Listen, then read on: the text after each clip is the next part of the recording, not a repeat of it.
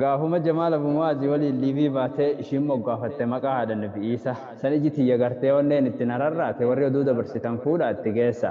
Akkuma ishiin amantii hundarraa islaamummaa filatte anis bultiif ishii filadhe dubartii hunda keessa garuu ishiin nama ishee sallamsiisu argatte ana gammaan arganne nama ishiin itti heerumsiisa. Akka ishiin naaf kennuu rabbi kadhe yeroon salaate deebi'ee Jamaal Abumaaziin kadhadhe lammeessaa Jamaalillee naaf kennuu dadhabu dubbiin itti jabaatee tan biraa naaf kenna rabbiin kiyya dureessa. Asitti dhaabbatti walaloon ishiin Jamaalii erge. Achirraa gaa waggaa akkasii fuudhee Jamaal naaf kennuu dadhabe dubbiin itti jabaate garuu tan biraa naaf kenne rabbiin kiyya dureessa. Jamaal naaf kennuu dadhabe dubbiin itti jabaate garuu tan biraa naaf kenne rabbiin kiyya dureessa. Intala kabajaa qabdu bareedduu warra baate tola rabbi natti ole hin dhoksu nan odeessa.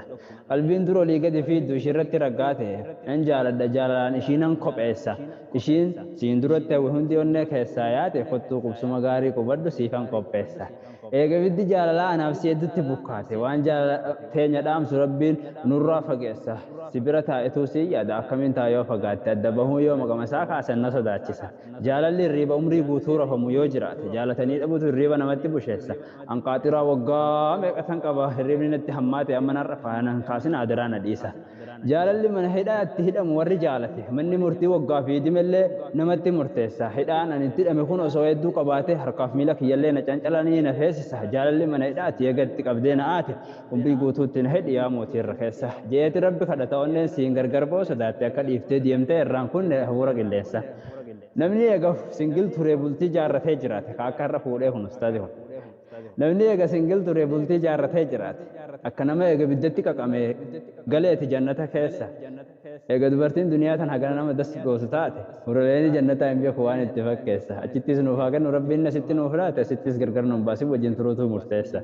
Yaa irra bareedduu abjuu dhugaa anaaf taate akkaan si jaaladhu gocha garta jecha dhageessa. Dubbii dhibbattan amana akkaan tasaasaate sirratti hin raawwanne waan onnee si madeessa.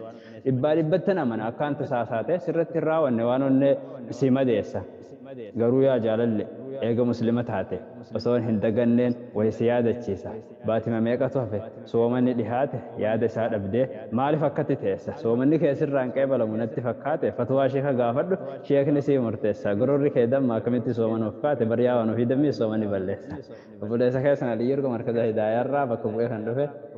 Assalaamu alaikum warahmatullahi wabarakatuh. Walaloon tiyyaas tana fakkaate.